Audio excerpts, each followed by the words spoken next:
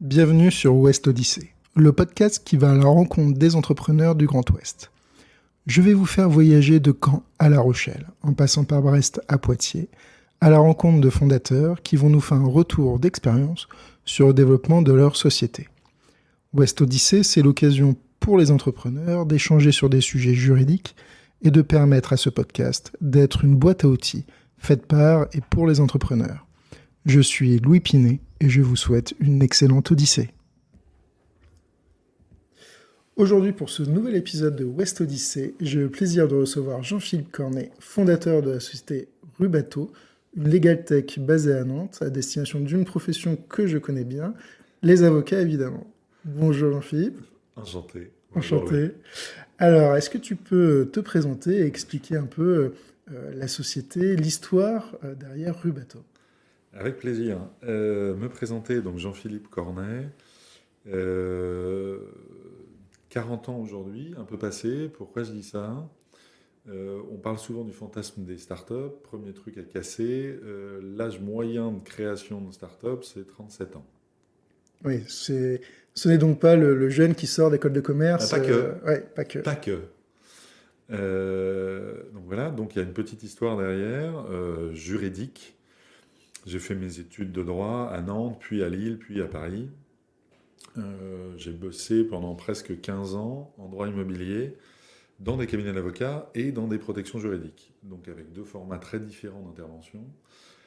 Et Rubato naît un peu de ça. C'est-à-dire qu'il y a de l'expertise, c'est bien, mais il y a des modèles très différents. Et avec cet écart qui est quand même monumental entre la culture et l'histoire du cousu humain, cabinet d'avocats, et les protections juridiques qui sont nées des assurances, donc avec un modèle totalement industriel et standardisé. Et entre les deux, comment on fait la passerelle ? Comment est-ce que les modèles de l'un aident à réinventer le modèle de l'autre ? Est-ce possible ? Un premier projet, un deuxième projet. Le premier projet, c'était 2012. Est-ce qu'on peut faire de l'externalisation de recherche juridique sous format de prestation de services ? Puis un deuxième, en partenariat avec l'Ordre des avocats de Nantes.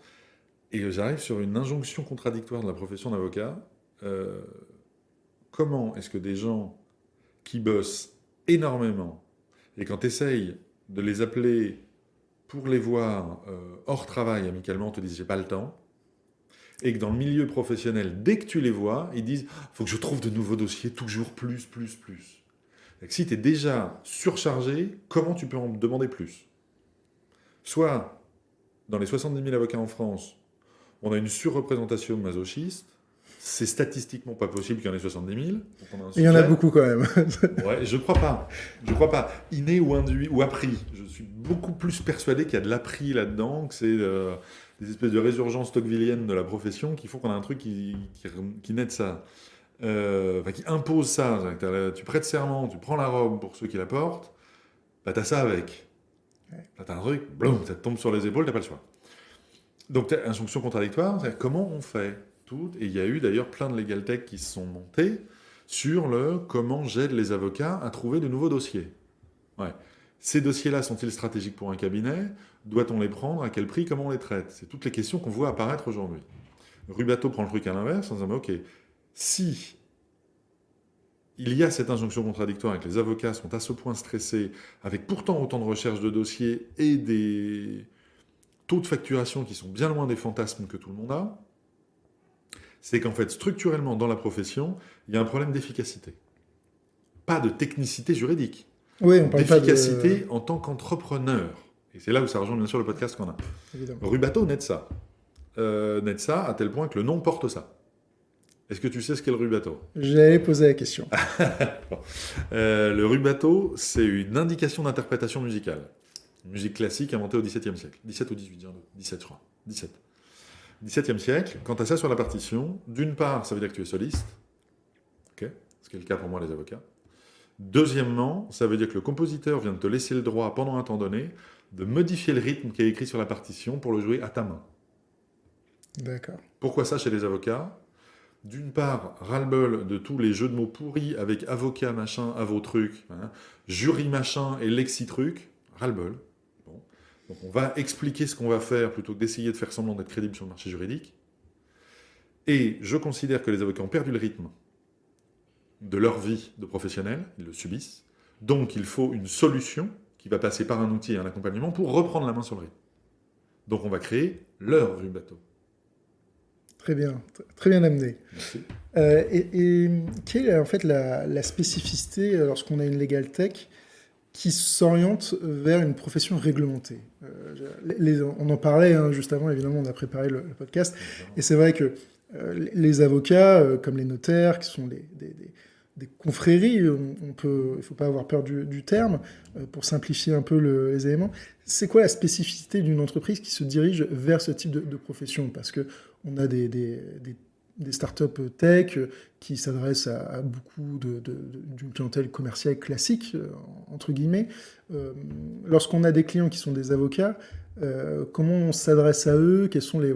Comment on va chercher un chiffre d'affaires dans une profession réglementée comme les avocats? Alors, comment on fait je n'ai qu'une idée qui est celle que nous on a prise. Je ne pense pas qu'il y ait de vérité absolue.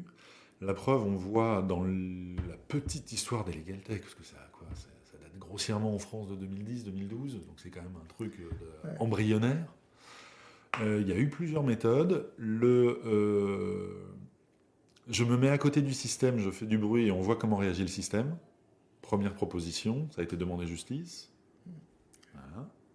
Avec pour moi la réponse de l'instance qui a été la réponse prévisible, je ne sais pas si c'était la plus pertinente.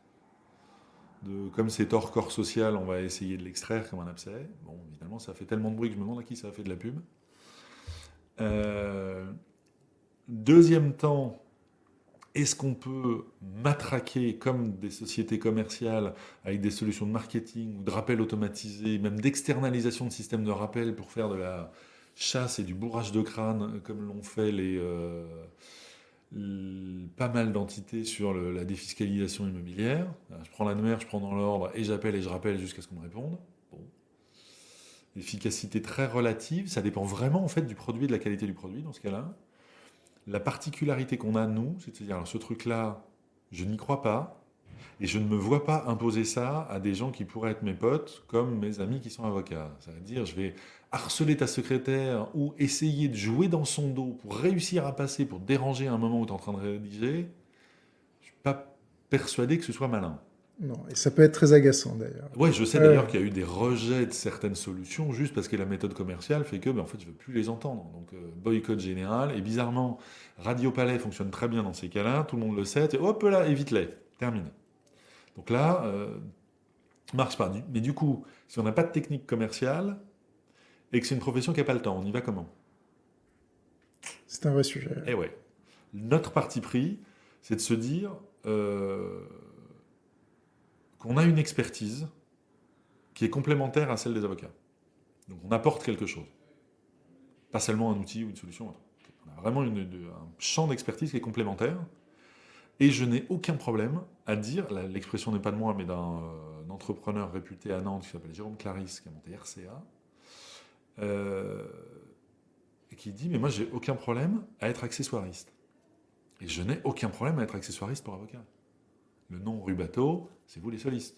Pas de problème. Pas de problème. Rubato peut être le chef d'orchestre, c'est vous le soliste. Très bien. Pas de problème. Donc, ça va passer par de la création de contenu expert sur cette expertise complémentaire qui apporte aux avocats. Ça passe par le fait d'être référencé auprès des écoles des avocats pour faire des formations spécialisées sur ces thèmes que l'on connaît bien et qui sont complémentaires à l'exercice de l'expertise juridique, sur l'entrepreneuriat de l'avocat. Alors ça, c'est un vrai sujet d'ailleurs, qui me tient à cœur.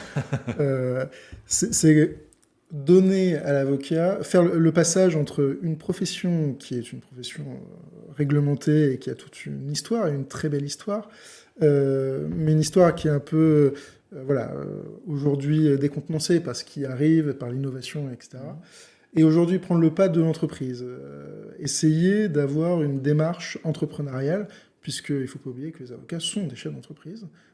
À la fin, alors je pense que le sujet est là. Oui. C'est vrai que tu parles de l'histoire est réinventée.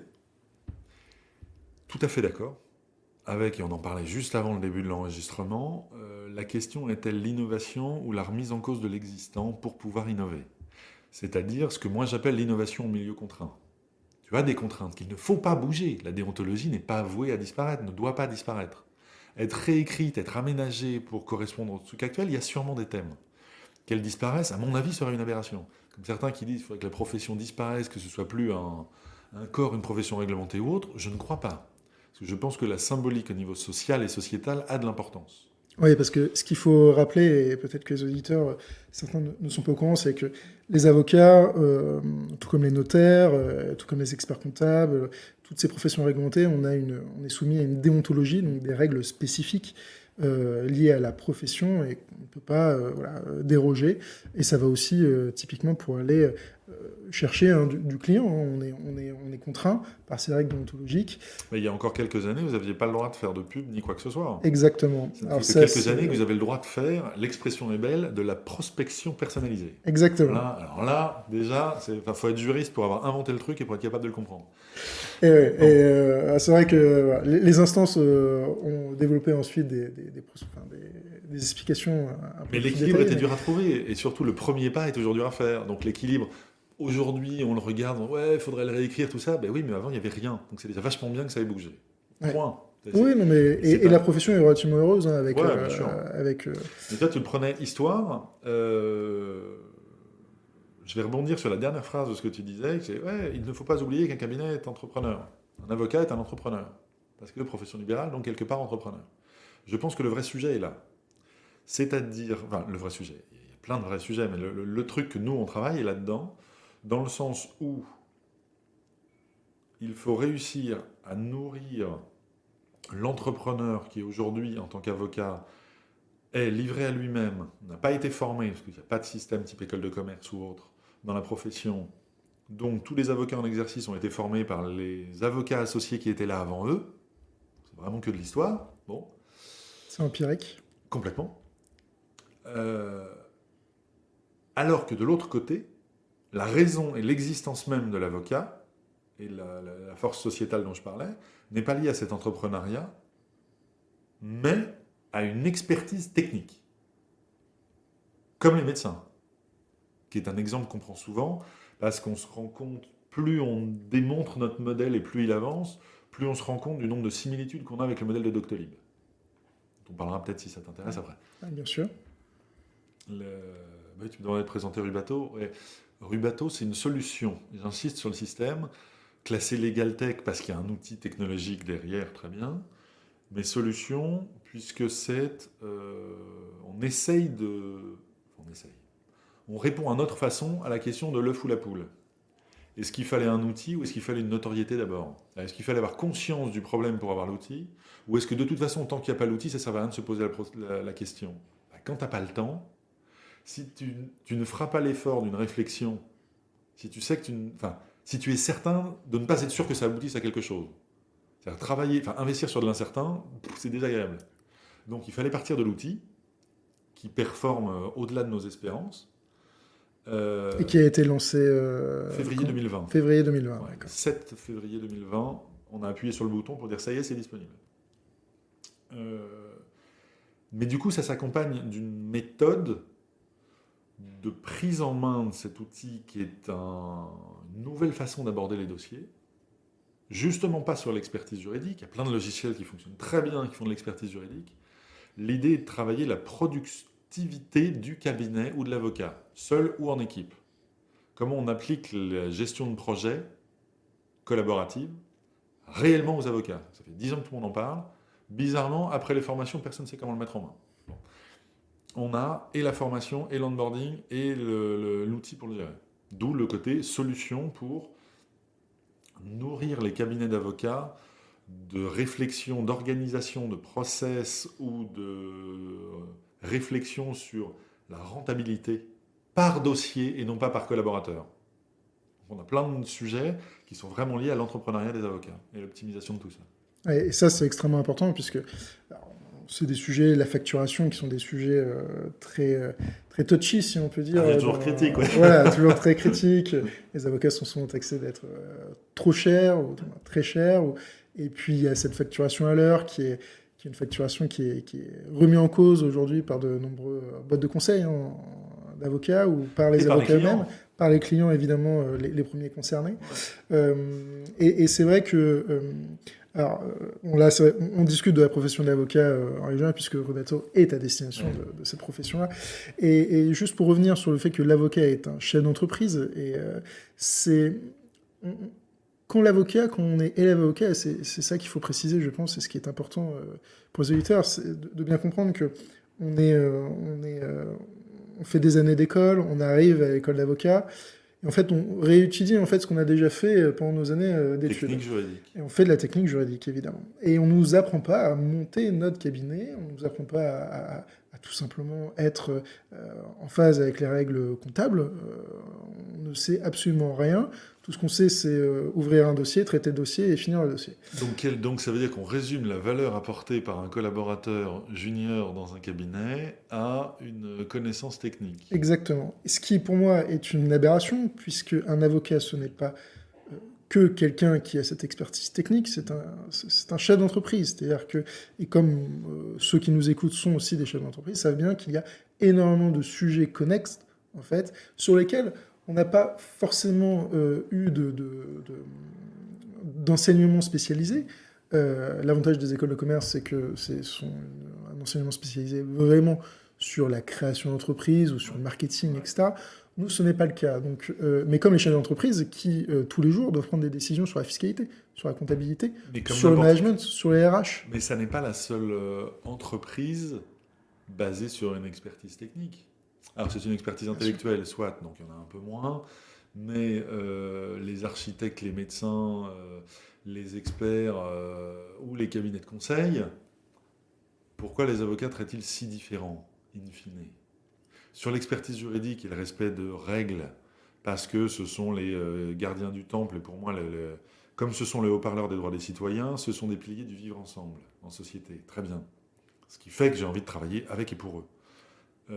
Maintenant, dans la réflexion entrepreneuriale, pourquoi est-ce qu'on ne se rapprocherait pas des modèles de cabinet de conseil ? Ah mais moi je suis tout à fait d'accord avec ça. Voire de l'artisanat. Oui, alors on est déjà un peu des artisans en quelque sorte. On est plutôt sur un modèle artisanal. Statistiques qu'on a extraites. Alors je sais pas, j'aimerais avoir des statistiques officielles nationales sur ça. On a fait des extrapolations pour y arriver. De nos extrapolations, 69% des avocats de France travaillent dans des cabinets de moins de 7 personnes.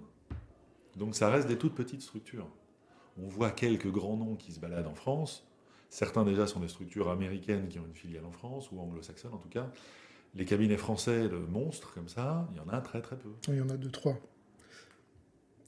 Véritablement, il y en a 2-3 et ils sont à Paris. Ouais, mais les cabinets de 50, il y en a quelques-uns en province. Oui, une poignée. Bien sûr, c'est une poignée. Déjà 50, c'est une poignée. Ouais. La force du barreau français, ce sont des toutes petites entités. Et il ne faut pas oublier non plus que ces grosses entités de 50, quand on regarde dans leur structuration, c'est finalement des petites structures. Exactement, c'est une coopérative. Puisque l'associé a toujours ses 2 collaborateurs, la secrétaire ou le secrétaire, et puis les stagiaires. Et en fait, ce sont des pyramides qui sont additionnées dans une structure beaucoup plus généralisée. Et cette culture de l'entreprise chez les avocats, pour moi, elle doit se généraliser. Elle doit véritablement prendre le pas pour innover et aller vers plus de rationalité dans le schéma entrepreneurial. Et ça, tout simplement, aujourd'hui, quand on voit les clients, on leur parle ils nous parlent et on leur parle évidemment de business plan, de rentabilité, de chiffre, de valo, etc. Mais ça devrait être la même chose pour l'ensemble des avocats. Qui devraient faire leur propre business plan. Donc on revient sur un sujet que je te sais être cher, qui est quelle est la place du commerce dans la profession d'avocat. Exactement. Pour moi, ça, c'est un sujet qui est... Et c'est intimement lié à l'entrepreneuriat.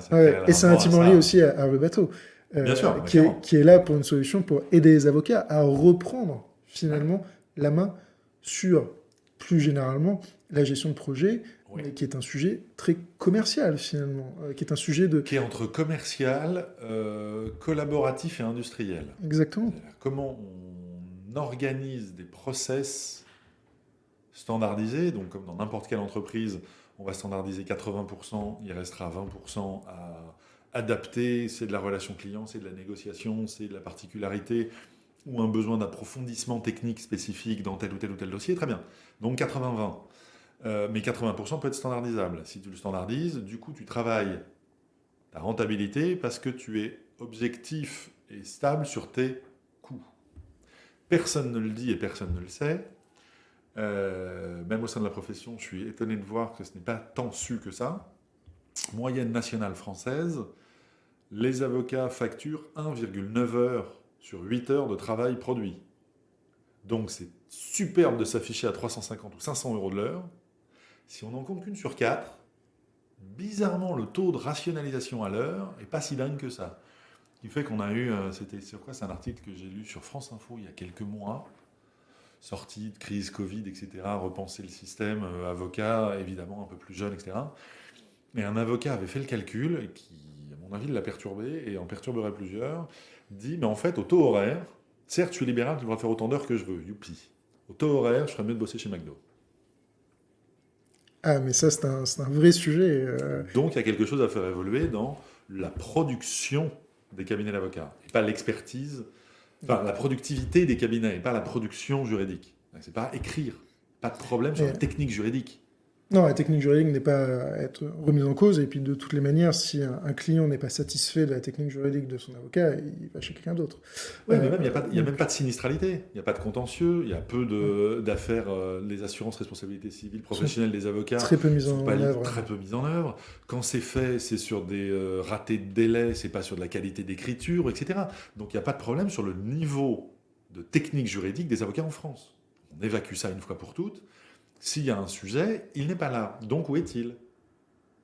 On a commencé, nous, par faire des interviews individuelles de créativité en milieu contraint. Les mêmes questions sur, au début 15, puis le truc s'est emballé, je dois être rendu à 250 interviews d'avocats. Même question très ouverte, commençons par, c'est quoi le problème d'être avocat aujourd'hui? Et je ne dis rien de plus, je prends des notes. Quels sont les verbatims communs? On a, sur 250 interviews, 6 thèmes qui ressortent. C'est tout. Oui, c'est peu. Et 6 thèmes qui ne sont pas liés à la matière juridique, qui ne sont pas liés au fait d'être avocat conseil ou contentieux. Être avocat, bizarrement, on ne parle pas de technique, donc c'est l'entrepreneur avocat petit, n'ayant pas le temps, assez proche de l'artisan. Structuration, gestion du temps, suivi de ma... alors l'erreur de vocable est de dire suivi de l'entrée de chiffre d'affaires, alors qu'en fait, c'est les flux de trésorerie et la rentabilité qui sont vraiment derrière. Niveau de stress, 89% des avocats que j'ai interviewés se réveillent la nuit au moins une fois par semaine. Quand on leur demande pourquoi, c'est pas sur la manipulation des données juridiques, c'est sur le « est-ce que j'ai oublié quelque chose sur un dossier ?» Donc on n'a pas de vue de l'ensemble de sa production en cours. Dites ça à un industriel, il tombe de sa chaise, il tombe dans les pommes ou il vous engueule. C'est pas humainement tenable. La profession vit sur ça. Faute d'avoir un outil, un peu enfermé dans sa confrérie et dans sa confraternité, où comment je réinvente mon modèle sans le trahir. Et du coup, l'œuf ou la poule, on est parti de l'outil. C'est sur une ligne de crête. Ouais, on revient sur le truc. Alors, une question un peu plus personnelle. Tu as fait des études de droit. Oui. Et quel a été le déclic en fait de créer une entreprise? Parce que tu aurais pu être avocat ou juriste, ou c'est d'ailleurs ce que tu as fait pendant quelques années. Mais pourquoi ne pas avoir continué sur cette lancée et avoir pris le risque entrepreneurial en fait à bras le corps? Plein de façons de répondre. Et il n'y a pas de mauvaise façon d'y répondre. Il n'y a pas de bonne ou de mauvaise rencontre. Avec un célèbre scribe pour nous le dire. Scribe, l'origine des juristes, tout ça, mais rien toujours en fait. Il y a un truc, je suis sûr que c'est une des... Enfin, clairement, il y a un truc qui devait être latent et que je n'avais pas identifié en moi, de cette envie de créer un truc nouveau. Sûrement, évidemment, sinon tu te lances pas. Tu prends pas le risque un peu des barjots de te lancer en disant super, je vais faire un truc nouveau que personne n'a fait, ça va être génial. Tu as toutes les chances de te planter, donc il faut être un peu taré, acceptons-le. Mais je pense qu'il y avait autre chose, c'était réussir à être utile. Et je pense, alors là, est-ce que c'est Est-ce qu'on va retomber sur la fable de la grenouille et du bœuf, peut-être à force d'entendre des avocats, des juristes qui disent putain, j'avais jamais vu ça, je l'avais jamais aligné comme ça, c'est marrant la façon dont tu interroges nos façons de bosser, les liens que tu fais entre un modèle et un autre qui sont presque en train de se confronter. Et pour les auditeurs qui ne le savent probablement pas, il y a eu des espèces d'aller-retour bien tendu entre la profession d'avocat et justement les assurances et les mutuelles quand ils mettaient en place les protections juridiques. Il y a des espèces de trucs, ça vient rogner le monopole du conseil. Il y a la même chose avec les experts comptables pour le côté avocat-conseil, etc., etc. Il y a un espèce de truc de guerre de territoire. Et manifestement, je faisais des liens qui semblaient pas si bêtes que ça à pas mal de monde. Donc il y a un moment, tu te dis, pourquoi j'essaierais pas un peu de le faire en vrai? Et tu te prends à ton propre jeu. Quand je revois ce que je pensais faire au départ, heureusement que j'avais pas confiance que c'était fou. Ou que ça se passerait pas comme ça. Peut-être que je me serais pas lancé. Je pense qu'il faut un peu d'inconscience. Ne sortant pas d'une école de commerce, j'avais l'aisance de savoir que je connaissais le marché. Ce qui est quand même une grosse plus-value quand on lance sa société. Ouais, c'était un avantage avec tout le côté de travail intellectuel, de réflexion, de création d'entreprise quand tu sors d'une école de commerce qui va être le benchmark, le marché, le positionnement marché, etc., etc. Je savais déjà dans quel milieu je jouais. Avec les contraintes dont on parlait, là, d'innovation du milieu contraint, les contraintes, je les connaissais. Donc après, il fallait réécrire la règle du jeu, mais le terrain, je connaissais sa taille, sa dimension, comment ça se passait, je connaissais le truc, quoi. Donc pourquoi le déclenchement, ça? J'étais embauché d'une entreprise où j'avais commencé à mener des projets dedans. Ça se passait plus très bien, je leur demandais de réinvestir, eux étaient en train de se réorganiser en interne, ça marchait plus, finalement je sors de la boîte, je venais d'avoir un petit garçon en plus qui avait 6-9 mois, et je me souviens d'avoir formalisé ça, ce qui a fait tomber de sa chaise un copain, où je lui ai dit, quitte à inventer, pourquoi pas tout réinventer? Il m'a dit, mais donc t'augmentes le risque. Je lui ai fait, je sais pas, comme de toute façon je vais être obligé de réinventer. Est-ce que c'est un risque de plus ou est-ce que c'est juste avoir une variable de plus dans l'ajustement? Et du coup, en avant. On s'est lancé. Vous vous êtes lancé. Je me suis lancé avant de faire rentrer les autres. Et c'est ça, sur la partie plus juridique du podcast. Et on arrive sur un élément qui finalement n'a pas encore été traité dans les derniers épisodes et ça me tient à cœur. Aujourd'hui, on va discuter de chercher des associés, une équipe créée, parce que Rubato a été fondé par toi seul, ta société. Et à un moment donné, il y a eu aussi cette volonté d'aller chercher d'autres compétences, d'autres techniques. Et j'aime bien cette citation d'Henry Ford qui dit que le bilan, c'est quelque chose de très bien, mais il y a deux éléments qui n'en font pas partie, ce sont les hommes et la réputation de l'entreprise. Et quand on va chercher dès lors une équipe, des hommes, des femmes, qui ont une compétence, on les fait monter dans cette table de capitalisation, eh bien le bilan ici, il est pallié par ça. Et la réputation, elle est induite aussi par cette mise en puissance de l'équipe, puisque quand on sait qu'une équipe est forte, la société forcément a une bonne réputation. Et aujourd'hui, lorsqu'on regarde les opérations, notamment d'investissement et de prise de participation minoritaire, notamment ou majoritaire par des fonds, les fonds d'investissement regardent évidemment le BP, mais un BP, il est porté par une équipe et on fait un investissement essentiellement sur cette équipe-là. Et c'est sur quoi j'aimerais qu'on discute tous les deux dans cet épisode, sur cette partie plus juridique, bien qu'elle a été aussi juridique sur l'autre première partie, et qui est induite par... marché et presque explication de la profession, et des voilà, bizarreries, exactement. des bizarreries, des particularités, des typicités de la profession. Déjà, premier truc, quand est-ce que ça m'est venu de faire monter quelqu'un avant même de monter l'entreprise? Je savais que je partais tout seul. C'est un projet qui est déjà... en puissance depuis longtemps. Première prise de conscience. Je m'étais dit, si un jour je monte une boîte, je partirais de ça. Le déclic a été une prise de parole en 2017 d'un entrepreneur néerlandais qui était venu prendre la parole à Nantes, dans cette belle ville, lors d'un événement numérique célèbre qui s'appelle le Web Today. Il s'appelait Oscar Knippers et il disait, pour moi une start-up aujourd'hui, pour qu'elle fonctionne, il y a un trio de base dans l'équipe. Il faut un vendeur, un marketeur et un hacker. Grossièrement, un tech, un market pour parler aux clients et quelqu'un qui connaisse le marché, qui soit capable de commercialiser dessus. Je savais que j'avais la connaissance métier et que du coup, justement, tu posais la question tout à l'heure, comment on rentre sur le marché. Si tu n'es pas identifié au moins comme juriste, donc que tu ne connais pas dans l'intimité, une fois que la porte du cabinet est fermée, ce qui se passe quand les clients ne sont pas là, tu n'es pas vraiment audible. L'image de la profession brouille la compréhension de ce qui se passe vraiment dans la production quotidienne. Donc j'avais ce truc-là. Donc il me manquait market et technique.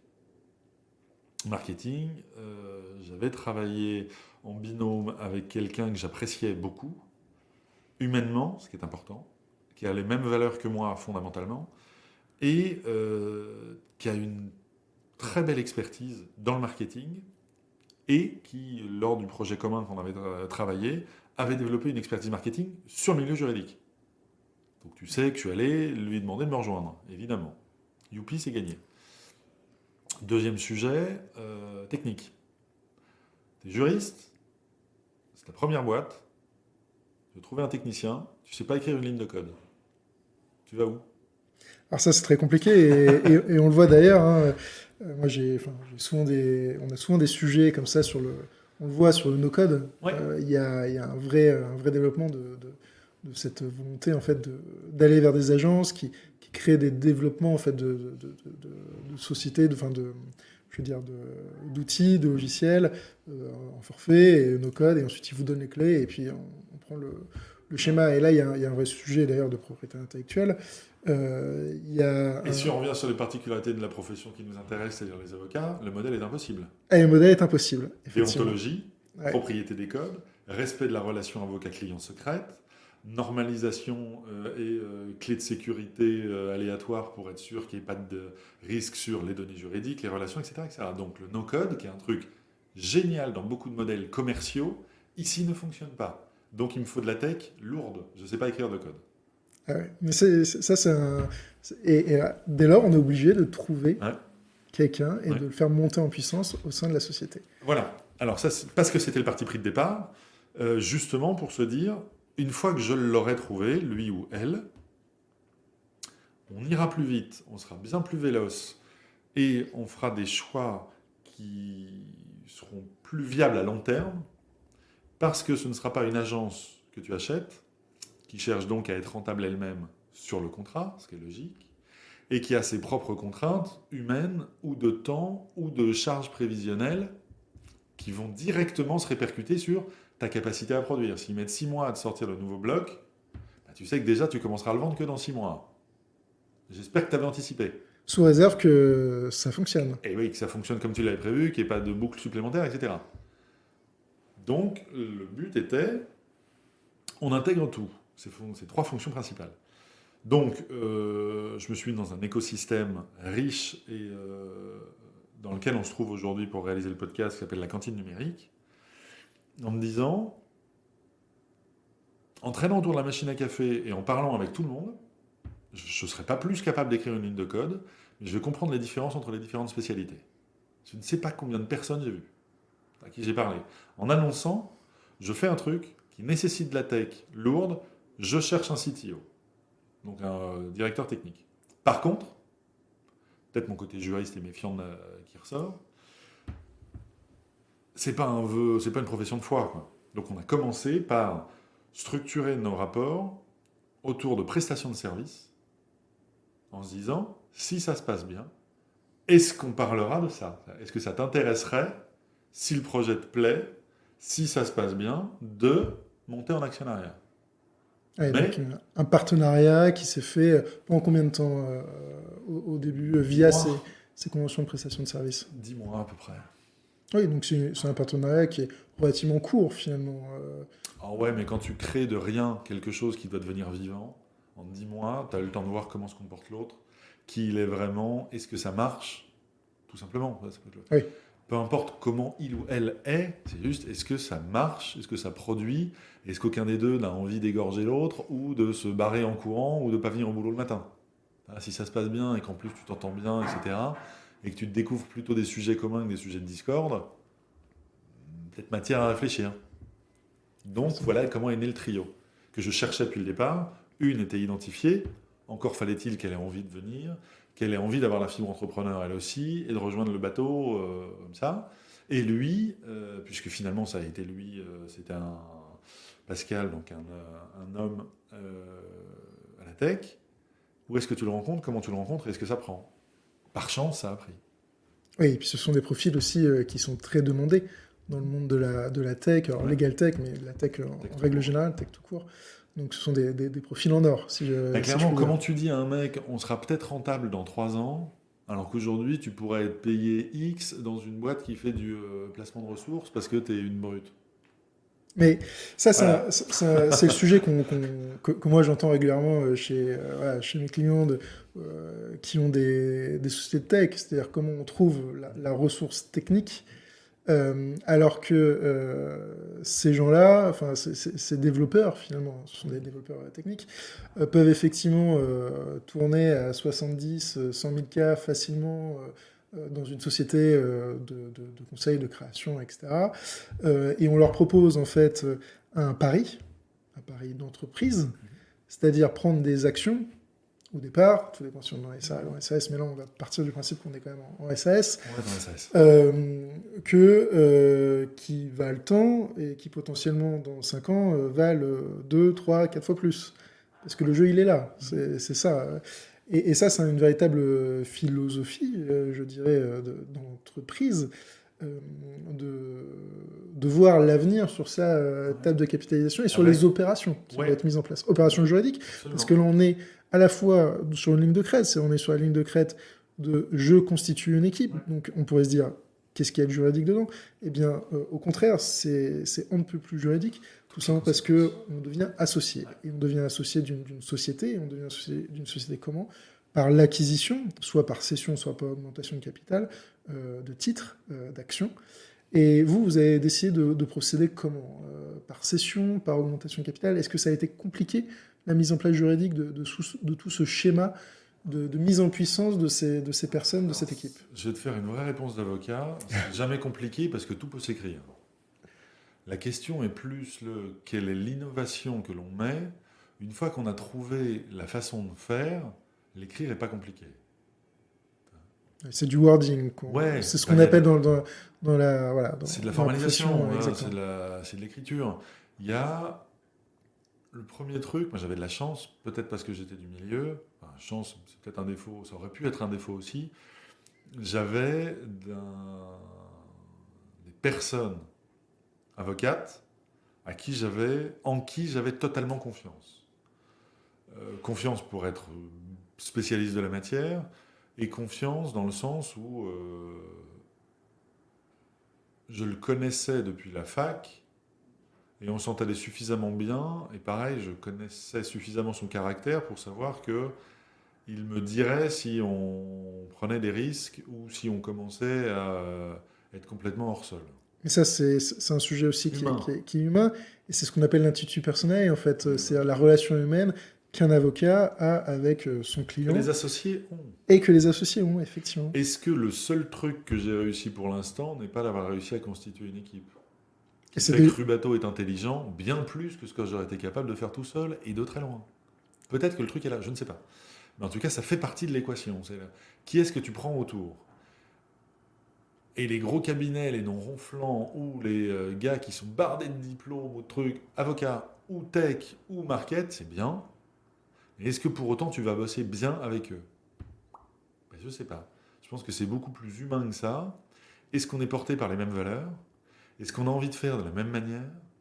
Est-ce que les rapports humains font qu'on est capable suffisamment de se dire les choses et de se respecter, donc de s'écouter vraiment, pas de s'entendre, de s'écouter vraiment, pour que la réaction de l'un entraîne un doute et une remise en cause par l'autre, ce qui fait que bizarrement, au cran d'après, l'idée de départ est devenue bien plus maligne.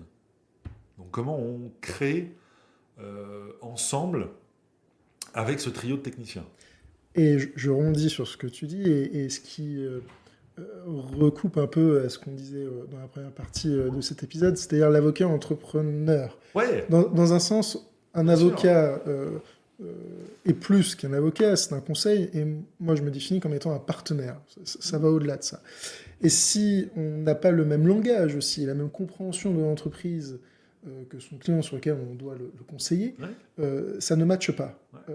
Et c'est pour ça qu'il faut qu'il y ait une... Pour moi, c'est même pas un partenaire, hein, c'est un membre de l'équipe. Hein. Oui, c'est ça. Mais C'est ça un va membre de au-delà de ça. l'équipe extérieure, externalisé, mais c'est Bien un membre sûr, de l'équipe. bien Hein. sûr. Mais c'est un membre de l'équipe. Alors, dès lors, en fait, c'est même pas 3 personnes, c'est 4. Ah, plus. Tu mets l'expert comptable, ça fait 5. Exactement. Et tu mets quelques autres prestataires stratégiques, tant qu'on n'a pas internalisé les fonctions, en fait, tu as 8-10 personnes qui gravitent autour. Et sans eux, je parle même pas des réseaux. On est lauréat du réseau Entreprendre, on a des réseaux d'entrepreneurs qui te nourrissent, qui t'apprennent, qui font plein de trucs. Hein. Je parlais de la cantine numérique, etc. Je les compte même pas. Sans ça, on est déjà 8-10. Parce que croire qu'on va faire tout seul, ou qu'on peut faire un truc moche et que personne ne le verra, parce qu'après on remettra ça propre, c'est un parti pris qu'on s'est toujours interdit. En disant on va faire bien, parce que faire bien n'empêche pas d'être malin et ne veut pas dire qu'il faut avoir 3 millions à cracher pour commencer. C'est pas vrai. On peut être malin en se fiant à des gens bien, avec qui sur le long terme on continuera à bosser, donc tout le monde sera rentable, et qui fera une valeur dans l'entreprise bien plus forte. Et aujourd'hui, on a une appli où les temps de réponse de l'application font halluciner certains techs. C'est-à-dire qu'on a une technique lourde, et pourtant on a des temps de réponse extrêmement rapides. Même avec un réseau mauvais, et même depuis ton téléphone. Parce que c'était un truc qu'on a identifié depuis le début. Parce qu'on a travaillé avec une prestataire de design de service, qui ne travaille pas pareil. Moi, je connaissais la particularité de la mobilité des avocats. C'est qu'en fait, vous n'êtes pas, comme on le croit, accroché à un siège devant une bibliothèque poussiéreuse dans le fond d'une bibliothèque. Certains, mais Pas depuis beaucoup, longtemps, hein. pas beaucoup. Pas beaucoup. Et il en reste plus beaucoup. Il en reste plus beaucoup. Les bibliothèques de l'ordre sont plus très remplies. Mais ça, c'est vrai, la profession d'avocat a toujours été une profession... extraordinairement mobile. Exactement. Mais si tu le sais pas, ton appli n'en tient pas compte. Donc la connaissance marché, le design de service ou le truc, tu passes à côté de ça. Une appli qui est bien, mais que tu as du mal à choper depuis ton téléphone, ou qui vide ton téléphone en 2 heures de temps, est une appli qui ne va pas être consommée ou qui va avoir un défaut connu par le marché. Le fait de le savoir au début, tu organises ton code et ton organisation de fonctionnalité pour que ça ne bouffe pas tout et que ce soit disponible temps réel partout tout le temps. Ce qui fait qu'on a même un système internalisé de hors ligne. Tu es dans le train entre Nantes et Paris, ce cher train qu'on connaît par cœur et qui coupe 27 fois et qui rend fou tout le monde, ok ? Tu continues à bosser sur Rue Bateau, quand tu récupères le réseau, ça se remet à jour en tâche de fond sans que tu aies rien à faire. Sauf qu'il fallait l'avoir identifié. D'où les coûts de clients, d'où le design de service, d'où les experts métiers complémentaires qui travaillent tous dès l'origine de la fonctionnalité. Oui, c'est pas quelque chose qui s'est fait en fait au coup par coup. Non. Ça a été quelque chose qui est a été structurel dans Rue Bateau. Ouais. C'est presque certains. Alors j'ai appris le truc chemin faisant. C'est des méthodes de design intégrées dans la structure même de l'entreprise. Enfin, grossièrement, est-ce qu'on peut faire que Rue Bateau soit le Ikea de la solution pour les avocats ? Il faut que le truc soit réfléchi pour être oui, beau, oui, mais pratique. Les fonctionnalités dont on a besoin, pas tout. Ou pas tout de suite. Ou alors c'est en option, tu peux le rajouter. Pas efficace.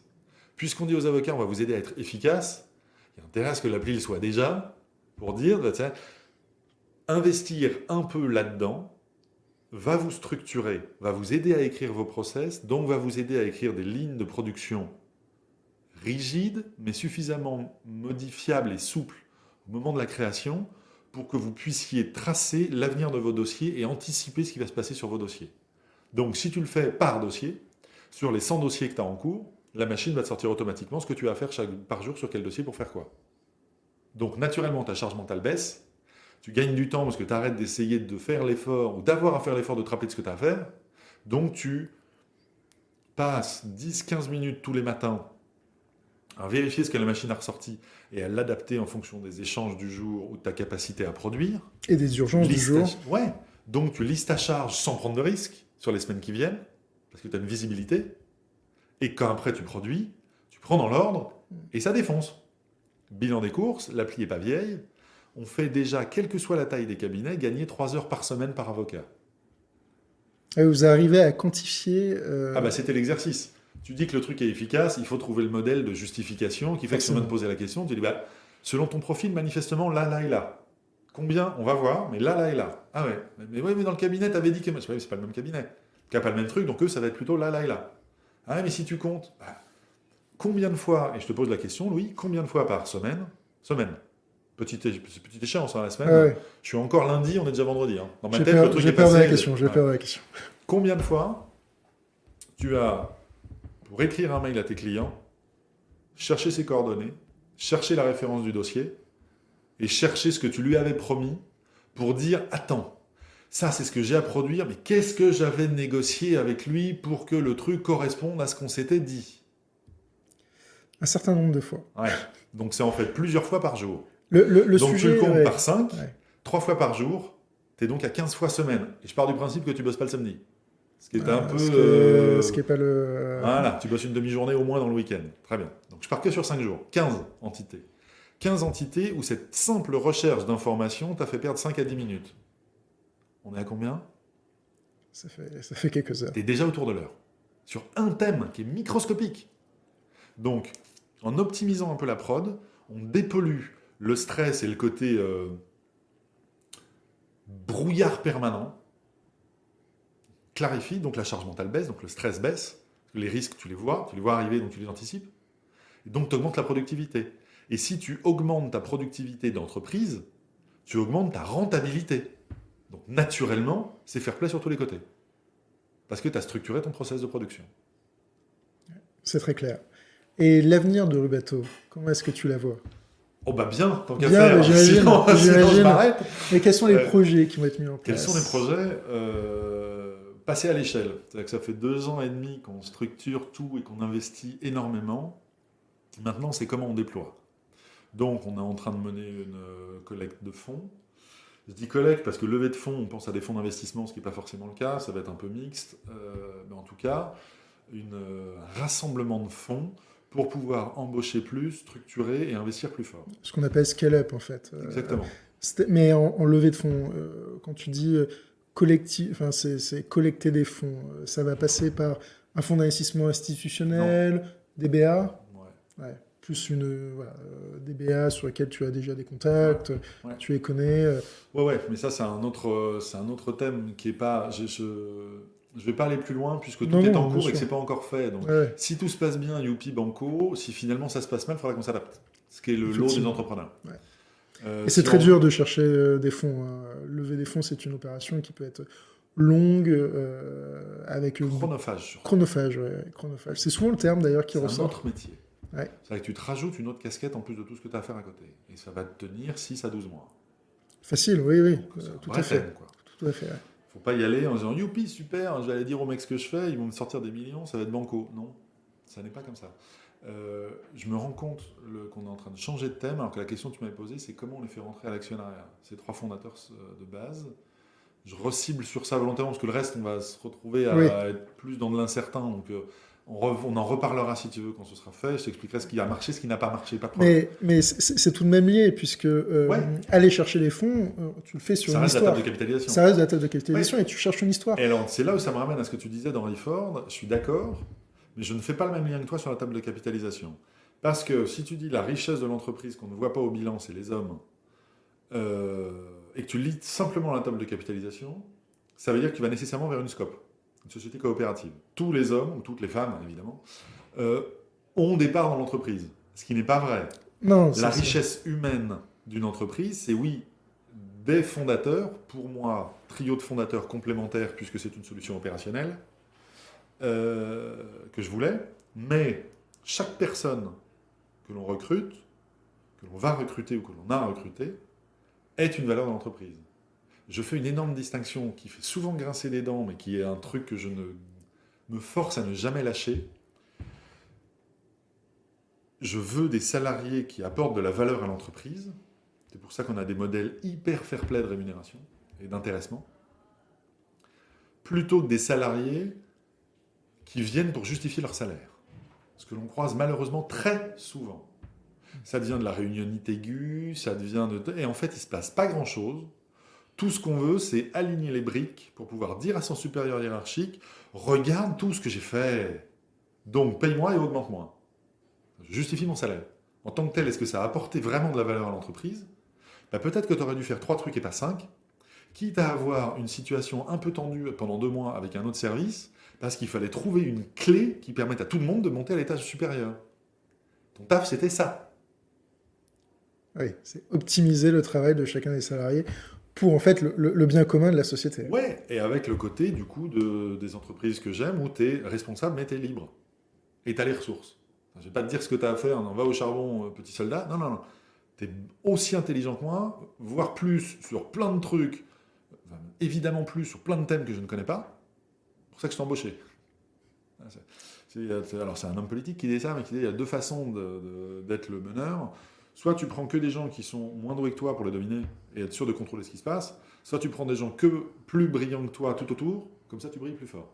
Je suis plutôt de la deuxième catégorie. Oui, je comprends bien. Alors on arrive sur la fin du podcast et l'une des questions que je pose évidemment à chacun des invités, puisqu'on se situe aujourd'hui à la cantine numérique de Nantes, donc dans le Grand Ouest évidemment. Pour toi, quels sont les atouts pour entreprendre dans le Grand Ouest? Alors les atouts du Grand Ouest ou les atouts qu'il faut avoir pour entreprendre ici? Alors les deux. Les deux. Oui, oui. Okay. Les atouts du Grand Ouest, déjà c'est quand même un formidable bassin d'emploi. Et qu'on le prenne version stricte, Loire-Atlantique dans laquelle on est, ou Pays de Loire, ou qu'on joue Grand Ouest en prenant la Bretagne un peu dans les Charentes, qui te sont chères, c'est un truc monumental, quoi. C'est l'une des zones économiques de la France. Donc déjà, il y a forcément un terreau. Il y a un truc. Il y a en plus, à Nantes, dans l'Ouest, je ne suis pas assez à l'aise sur tout l'Ouest, mais en tout cas à Nantes, il y a un terreau d'innovation dingue. Dingue.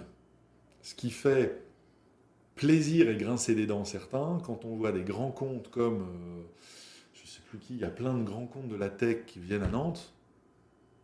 C'est génial parce que ça amène de l'économie.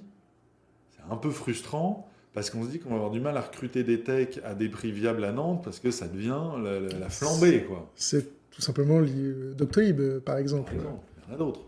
Plein d'autres. Et du coup, est-ce que des pépites comme iAdvise ou d'autres qui sont développées ici, et qui ont maintenant des résonances nationales ou européennes, ce serait aussi bien développé s'il y avait eu moins de ressources tech disponibles? Je ne sais pas. Et on a l'image, semble-t-il, au niveau européen et au Québec, alors là, je ne sais, j'ai appris ça l'autre jour, je trouve ça ahurissant, Nantes a une espèce de fond de réputation d'être le San Francisco européen. Autant sur la tech que sur le côté méditerranéen, océanique, proche de l'eau, ambiance pas trop collée-montée, mais un peu à la cool, même s'il y a de l'expertise, etc. Ça, tant mieux. C'est peut-être pour ça que j'y suis bien et que j'y suis revenu après mes études et mes écartades. Donc déjà, s'appuyer sur la richesse du territoire et se dire qu'il y a des interlocuteurs. Je ne les connaissais pas au début. Mais en fait, l'un des boulots d'entrepreneur, je pense que c'est de poser des questions, d'écouter vraiment et d'apprendre.